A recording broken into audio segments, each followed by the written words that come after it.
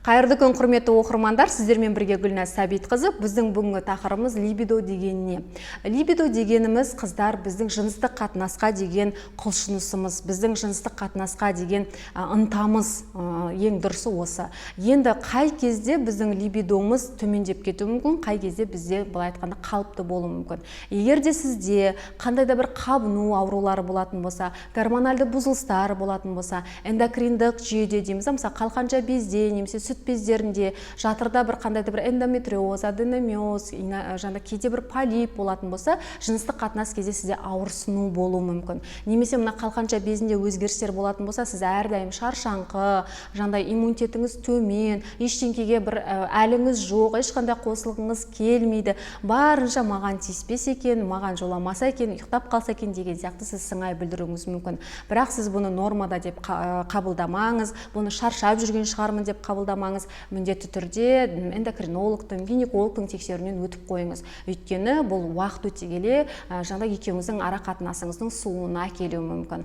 Сонымен қатар тағы да бір көмектесетін немесе күшейтетін жағдай бұл бізде иммунитетіміздің төмендігі. Соның ішінде бізде темір жеткіліксіздік анемиясы дейміз, темір жетіспеушілік анемиясы дейміз. Міне осына бізде анемия болатын болса да, біздің ағзамыз әлсіреп, иммунитетіміз төмендеп, ешқандай жыныстық қатынасқа түскіміз келмейтін болады. Сол себепті бұның барлығын ешқандай шаршаумен, стресспен теңестірмеңіздер, міндетті түрде жаңа тексерулерден өтіңіздер. Және де әрине стресс әсер етуі мүмкін. Стресс деп өйткені сіз бір нәрсеге жынданатын болсаңыз, ашуланатын болсаңыз, жыныстық қатынасқа түсіп жатқан кезде есіңізге бір нәрсе түсіп кетіп қосылғыңыз келмеген кезде де, былай айтқанда ешқандай жыныстық қатынастан бір ләззат ала алмаймын деп өзіңізді ойланған кезде, сізде осының барлығы жыныстық қатынасқа деген құлшынысыңыздың төмендеуіне алып келеді. Сол себепті қыздар барынша енді стресске түспеңіздер деп айту оңай шығар, бірақ барынша өзіңіздің эмоцияңызды қадағалап үйреніңіз, өзіңізге деген сенімділікті арттырыңыз,